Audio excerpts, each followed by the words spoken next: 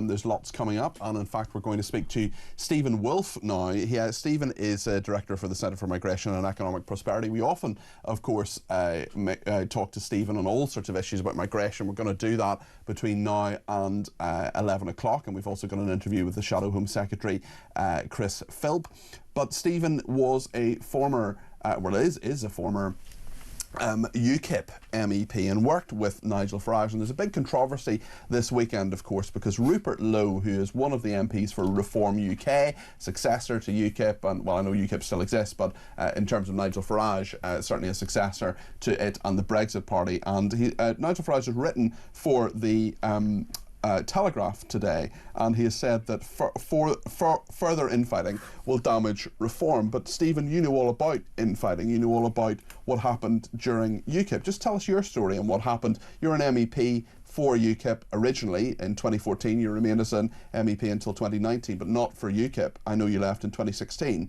When you see all this, does it all seem eerily familiar? Absolutely. I saw this build-up of the way that Nigel and Nigel's team, whether it's using the chairman or using certain selected individuals who led different parts of the party, to attack individuals that seem to rise through their talent or their skill to be able to be on a par with Nigel or seen as a threat to Nigel. In my case, I came in 2014. By 2016, people wanted me to take over as the new leader of UKIP, and only then were kind of the political dogs of war unleashed on me with false accusations I'd committed offences, false accusations that I was with various people despite being married. All of these were fed to the press to undermine me, and that led, unfortunately, to the massive row that occurred in the European Parliament, that led to the injuries, that led me to leave the party. But I wasn't the first.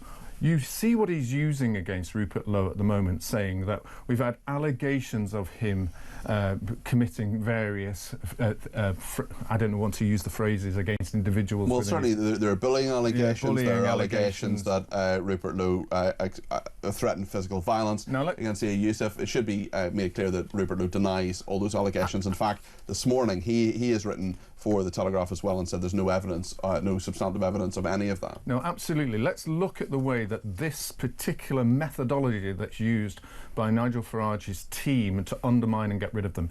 In Kilroy Silk, if you go back to the days of 2004, Kilroy Silk, very famous Labour MP who was challenging Nigel for the leadership. At that time, they said that he was a threat to the party.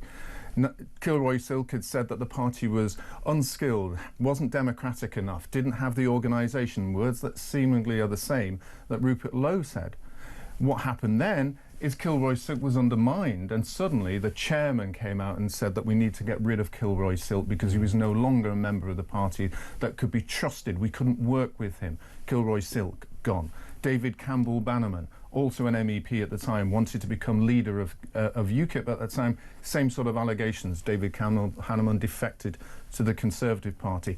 Douglas Cardwell, big name that came in along from the Conservative Party. He did not give the money that Nigel Farage wanted out of the benefits of being an MP. He defected from the Conservative Party, yeah. Yeah, and along that, he had some very, very good and talented people like Patrick O'Flynn, Susan Evans, an immensely articulate woman, all rising the stars coming up suddenly. They too were undermining Nigel, not part of the party. And the same stick was used by political people. In that time, it was the leader of people who were in charge of the party, the chairman, Stephen Crowther, that led sorts of investigations into Cardwell, investigations that these people... Now you're seeing it with Ben Habib, now Rupert Lowe, and I faced it myself. So this is a standard methodology.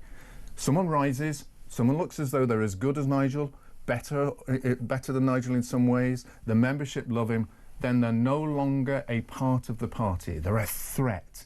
They create division. We can't have division in our party, otherwise we'll lose the next election. It is not helpful, is it, Stephen? No, not at all. But if you're an MP and there are only 5 MPs and you say your leader is messianic and you say that he's leading a party of protest, not a party that's ready for government, I mean, that is not something that's helpful in the public domain. And there may well be people within Reform UK say, actually, hold on, Rupert Lowe, this was not an appropriate way to raise your criticism, and actually if you don't like it you should just go. And absolutely, and I agree with that. I had criticisms of Nigel. I tried to raise that with him myself, and not once have I ever come out in the press and actually done what I've done today, which is criticise him directly in his methodology. I've always kept my counsel. But if you want to look at the history about that, Kilroy Silk, Douglas, Cardwell, Patrick O'Flynn, Ben Habib, now Rupert Lowe, have all written in the press about exactly the same sorts of ideas, messianic, that he doesn't want to allow control to be given out to the membership as a whole. These are very valid criticisms that I saw within the political party. Lots of people just doing as he says. And why do they do that? And I think what we're seeing now, there is exactly this promotion that you could become an MP.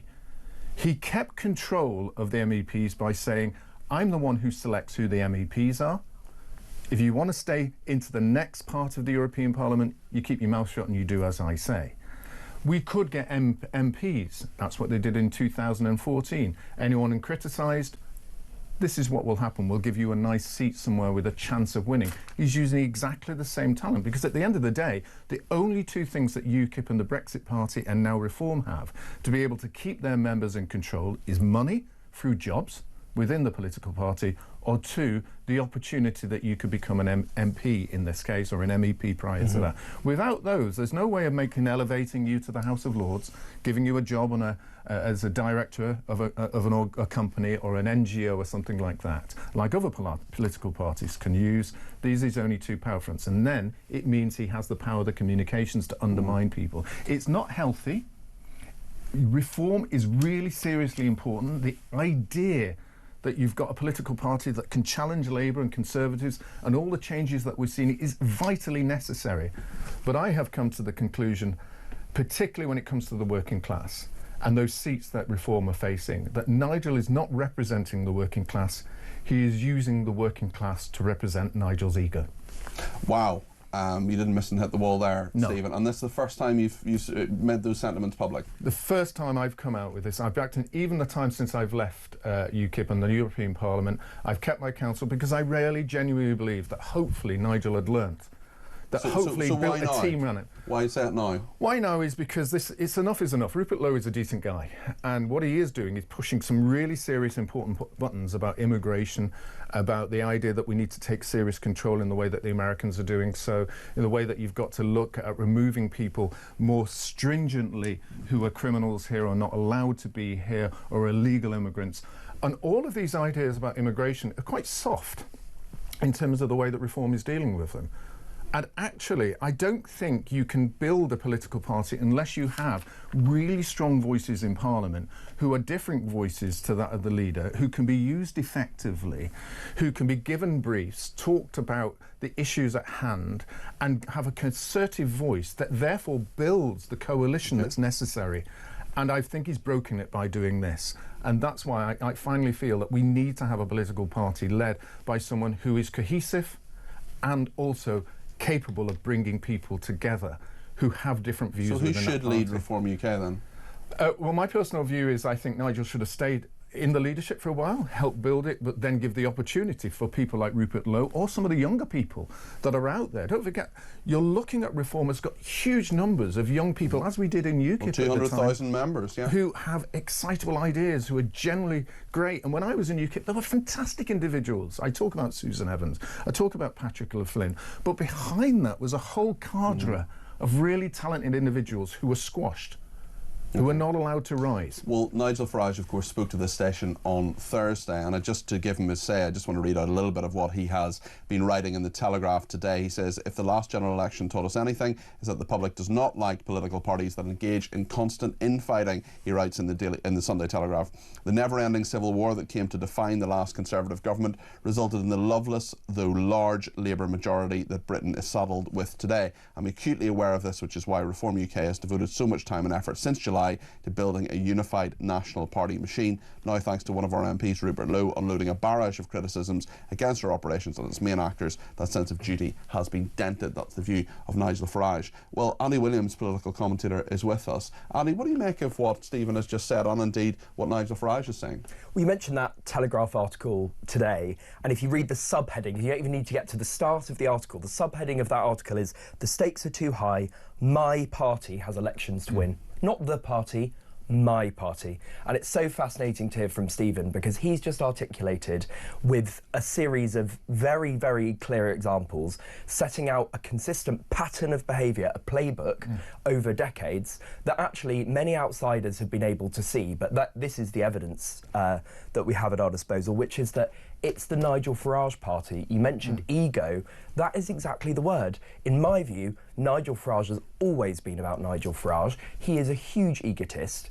Reform is You need an ego to run a party. You need to say, I'm the person to fix Britain. You need to be a strong person. And also, you know, Nigel Farage is a leader who has really connected with a lot of people. He's got a lot of votes. He's been arguably one of the most successful politicians, I would say, in the last 15 years. Surely he's sitting there thinking, I'm doing something right here. So let's deal with those two things. Firstly, do you need an ego to get to the top of politics? Yes. Like, nobody's saying that Keir Starmer doesn't have an ego, that Kemi Badenoch doesn't have an ego. You know, politicians do have egos. Of course they do. It's the nature of the job. But it's how you exercise that ego, and it's how you harness it. And we've all seen examples where, look, Thatcher and Blair, who are the two most successful prime ministers post-war with Attlee, right? Both of those were very successful prime ministers until their ego ran away with them at the end. And when your ego runs away with you, you lose clarity and you lose sight of reality. And I think Farage has become too obsessed with his own self-mythology. You know, he's racking up millions of pounds going on things like I'm a Celebrity, Get Me Out of Here, and he's making 70 grand a month off Cameo, and he's making $1 million a year off GB But News. a lot of that is how he connects with people, isn't it? Well, Stephen? he would say that, but it's also it's not inconvenient that he's also making himself very, very rich and very personally popular. And actually, what we've seen, whether it was UKIP or the Brexit Party and now Reform, is he is more than happy to ditch that brand and go and start another one, because he believes, because the evidence says, people will follow him. Is there anything wrong, Stephen, with being a popular leader and connecting with people? And Nigel Farage, perhaps listening to some of those criticisms, perhaps from you, perhaps from Rupert Lowe as well, saying, well, look at how successful I am, something's working here. And I always said I would back Nigel in terms of some of his ideas and the belief to build a party, but when you talk about Thatcher was able to bring people into a party she viscerally hated. Heseltine